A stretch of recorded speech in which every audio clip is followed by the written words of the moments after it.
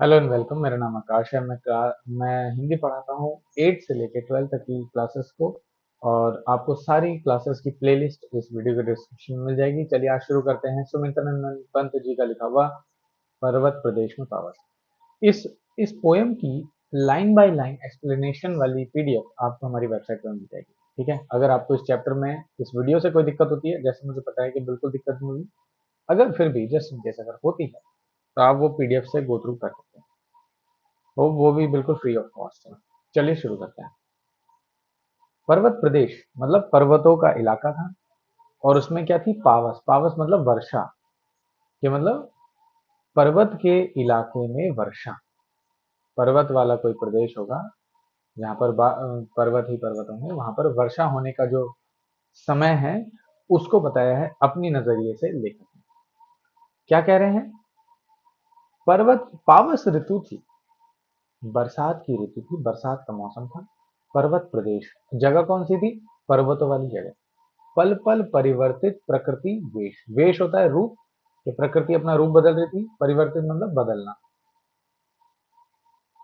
पल पल मतलब हर पल, मतलब एक एक सेकंड में जो है प्रकृति अपना रूप बदल रही है। जैसे कभी बादल हो जा रहे हैं, कभी बारिश हो जा रही है, कभी धूप निकल आ रही है, कभी धुंध छट जा रही है।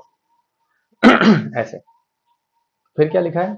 मेखलाकार पर्वत अपार। मेखलाकार, मेखलाकार ऐसे कहते हैं जैसे जैसे कोई कर्घ नहीं होता, कोई कंघा, कंघा सा नहीं होता है। देखो ये देखो, ये तुम्हें स्ट्रक्चर दिख रहा है पीछे, जैसे कोई कंघा सा हो। कि कंघे के रूप में जो पर्वत है, एक ही पर्वत है ये, इसकी अलग अलग चोटियां हैं कि एक एक मेखलाकार जो रूप में पर्वत है। कि मेखलाकार पर्वत अपार। अपार मतलब जिसका कोई अंत ना हो, जिसका कोई पार ना हो, बस चारों तरफ पर्वत ही पर्वत के। मेखलाकार पर्वत अपार। करघनी, मेखलाकार करघनी के रूप में जो, या कंघी के रूप में जो पर्वत है वो अपार है, चारों तरफ पर्वत ही पर्वत फैला पड़ा है। वो क्या कर रहा है? अवलोक रहा है बार बार। अवलोक मतलब देखना, देख रहा है। क्या देख रहा है? अपने सहस्त्र मतलब हजारों, द्रग सुमन फाड़। अपने हजारों फूल रूपी आंखों, द्रग सुमन मतलब फूल वाली आंखों को फाड़। पर्वत है, पर्वत के ऊपर बहुत सारे फूल खिले हुए हैं, हजारों हजारों फूल खिले हुए हैं। कवि उन फूलों को आंखों, आंखें इमेजिन कर रहा है उन फूलों में, कि वो पर्वत की आंखें इमेजिन कर रहा है। तो बोले उन हजारों फूलों वाली आंखों से पर्वत देख रहा है, बार बार देख रहा है। क्या देख रहा है? नीचे जल में निज मतलब अपना, महाकार मतलब विशाल आकार। कि नीचे जल में अपना विशाल आकार देख रहा है फूलों वाली आंखों से। कौन? पर्वत। कि करघनी के समान जो पर्वत है वो नीचे जल में अपना विशाल आकार देख रहा है। मेखलाकार पर्वत अपार, जो करघनी के समान अपार पर्वत है जिसका कोई अंत नहीं है, वो अपने हजारों फूल रूपी आंखों को फाड़ फाड़ कर देख रहा है, बार बार बार बार देख रहा है। क्या देख रहा है? नीचे, नीचे जो जल है, पर्वत की जड़ में जो जल है, तालाब बन जाते हैं जब बारिश होती है, तो पर्वत की जड़ में जो खाइयां होती है वहां पर तालाब बन जाते हैं। कि नीचे जल में निज अपना महाकार, के हजारों फूलों वाली आंखों को फाड़ फाड़ कर जो पर्वत है अपना, अपना विशाल आकार देख रहा है नीचे जल में। और नीचे जल वो कैसा है? वो जल कैसे बना नीचे? जिसके चरणों में पला ताल। ताल मतलब तालाब, पला मतलब बना।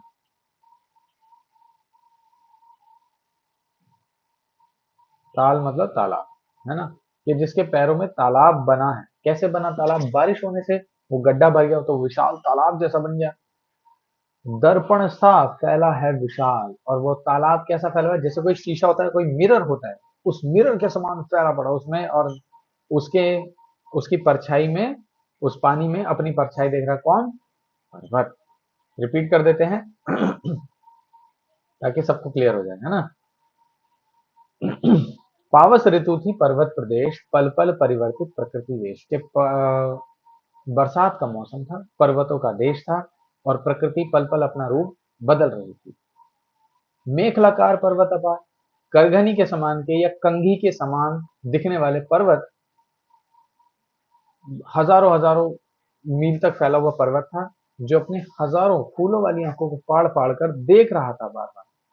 क्या देख रहा था बार बार?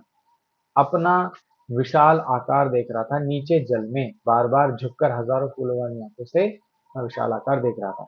जिसके चरणों में पला ताल, जिसके पैरों में, जिसकी जड़ में, पर्वत के जड़ में क्या बना है? तालाब बना। कैसे बना? बारिश पड़ने से।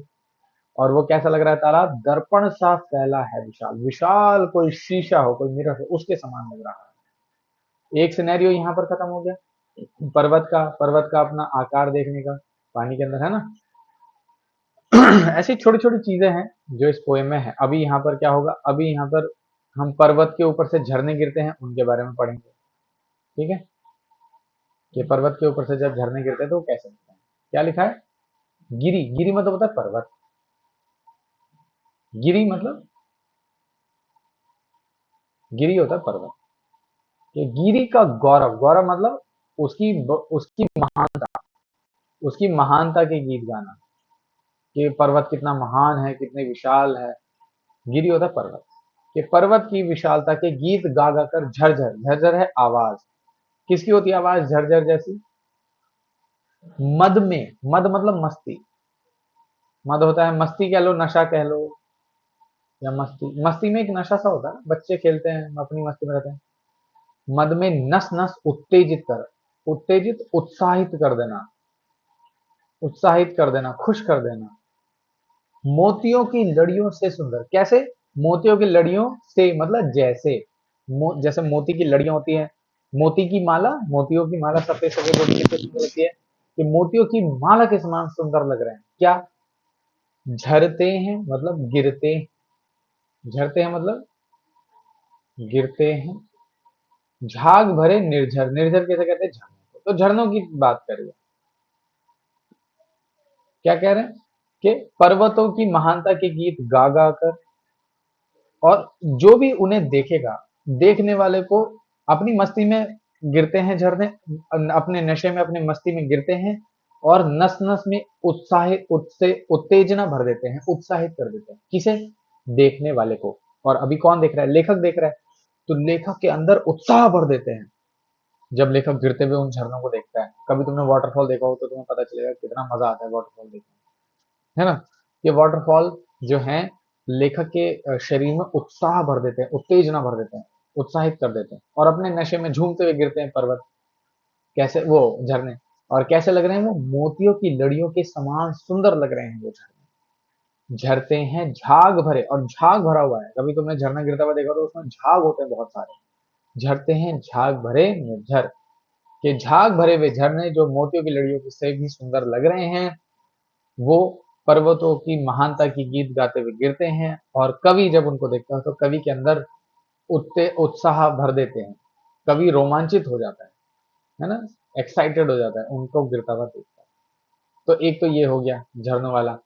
अब इसके बाद में दूसरा सिनेरियो है। अब क्या है? कि गिरिवर, ये भी पर्वत है, ये भी क्या है? पर्वत। कि गिरिवर के उर मतलब हृदय, या सीना कह लो, सीना, चेस्ट। पर्वत के हृदय से उठ उठ के, जो पेड़ हैं वो पहाड़ के हृदय से उठ उठकर उच्च आकांक्षाओं से, तरवर मतलब पेड़, उच्च आकांक्षाओं, बड़े सपने, ऊंचे सपने, ऊंचे सपने। कैसे ऊंचे सपने? पर्वत के समान ऊंचा उड़ जाने के, कि पर्वत के समान ऊंचे, वो सॉरी, जो बादल होते हैं ना आकाश, उसके समान ऊंचे उड़ जाने के उनके सपने। कैसे झांक रहे हैं? ऊंची ऊंची सपनों के साथ जो पेड़ हैं झांक रहे हैं, झांक रहे नीरव मतलब शांत, शांत आकाश को झांक रहे हैं। नभ मतलब आकाश होता है। झांक रहे हैं, कैसे झांक रहे हैं?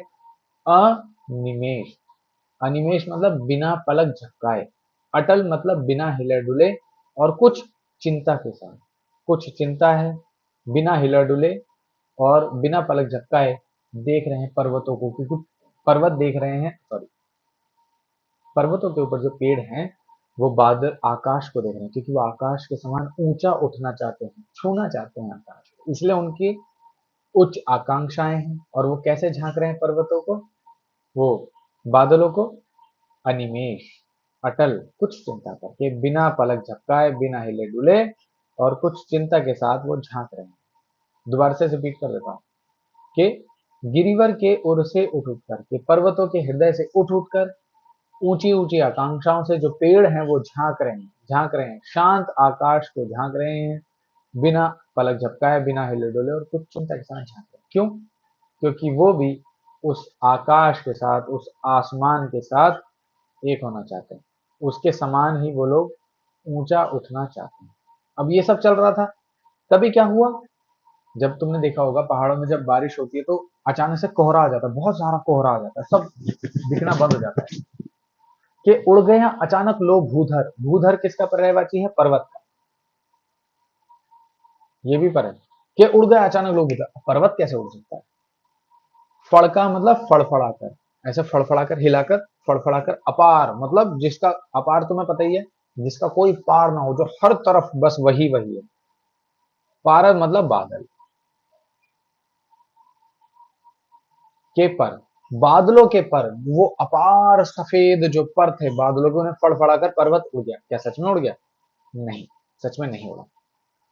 कभी तुम देखोगे तो तुम्हें पता चलेगा, जब तुम हिल स्टेशन पे जाओगे तो जैसे ये मान लो ये माउंटेन्स है, माउंटेन्स के नीचे बादल आ जाते हैं सुबह सुबह, यहाँ पर बादल आ जाते हैं तो ऐसा लगता है जैसे हम स्वर्ग में पहुंच गए, पर्वत ऊपर बादल नीचे। वही वाला सीन यहाँ पर लग रहा है। तो लेखक कह रहा है कि भाई अचानक से पर्वत उड़ गया। अब तुम अगर ये देखोगे तो तुम्हें ऐसा लगेगा जैसे पर्वत जो है बादलों पर सैर कर रहा है। वही लेखक यहाँ पर इमेजिन करे कि उड़ गया अचानक लोग भूधर के, पर्वत अचानक उड़ गया। कैसे? फड़फड़ाकर, अपने फड़फड़ाकर, जो उसके विशाल जो पंख हैं, बादलों वाले जो पंख हैं अपने, उन्हें फड़फड़ाकर पर्वत अपना आप उड़ गया। ये इमेजिनेशन है लेखक की। और जब पर्वत उड़ गया, है ना, सब जो धुंध थी, जो बारिश के बाद जो धुंध होती है वो नीचे धरती पर आ गई। धरती पर आ गई, सब कुछ दिखना बंद हो गया। और लेखक को ऐसा लगा जैसे पर्वत उड़ गए, उसी की वजह से कि पर्वत बादलों पर सैर करके उड़ गए हैं। रव शेष, रव होती आवाज, बाकी किसकी आवाज बाकी रह गई? किसकी? झरने की। झरने की केवल आवाज बाकी रह गई। क्यों? क्योंकि दिखाई नहीं दे रहा ना, धुंध आ गई, बादल नीचे आ गए, कोहरा आ गया, तो सिर्फ झरने की आवाज आ रही है, झरने गायब हो गए के रवशेष रह गए हैं निर्जर, झरनों की केवल आवाज बाकी रह गई है। टूट पड़ा भू पर, धरती पर अंबर, आकाश टूट पड़ा धरती पर। ऐसा लग रहा है जैसे पूरा आकाश टूट के धरती पर गिर पड़ा, बट ऐसा नहीं है, धुंध छा जाती है।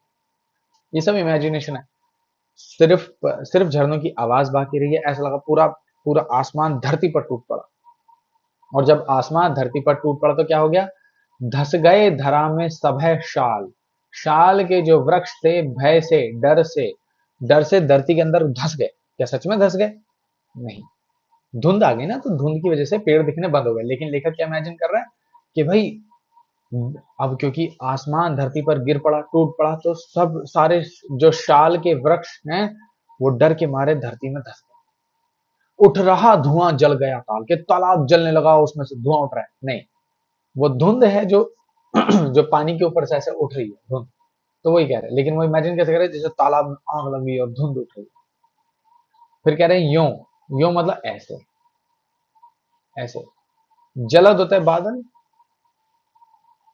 यान तो तुम्हें पता ही है, यान के जैसे वायुयान, है ना, जलयान। यान होता है जहाज। वायुयान में विचर, विचर मतलब घूम घूम कर, घूम घूम कर। था इंद्र खेलता इंद्रजाल, के धस गए धरा में सब है शाल, उठ रहा धुआं जल गया ताल, यूं जलद यान में विचर विचर। था इंद्र खेलता इंद्रजाल। तो ये सब जादू किसका था? ये सब जादू कौन कर रहा था? इंद्र। इंद्र को कहते हैं ना, इंद्र को कहते हैं वर्षा के देवता। तो ये सब इंद्र भगवान की, इंद्र देवता की जादूगिरी थी कि कहीं झरने गाते हुए सुनाई दे रहे हैं, कभी जो पहाड़ के ऊपर जो फूल हैं हजारों हजारों वो आंखों जैसे लग रहे हैं, है ना, कभी ऐसा लग रहा है पर्वत अपने बादल वाले पंखों को फड़फड़ा कर उठ गया। ये सब जादू कौन कर रहा था? इंद्र कर रहा है। ठीक है। कुछ भी पार्ट, कोई भी पार्ट समझ में ना आए तो पीडीएफ से रेफरेंस ले सकते हैं, चाहे मुझे कमेंट सेक्शन में ले सकते हैं, मैं सबके रिप्लाई करूंगा। आई होप आप लोगों को चैप्टर समझ में आएगा। Thank you so much.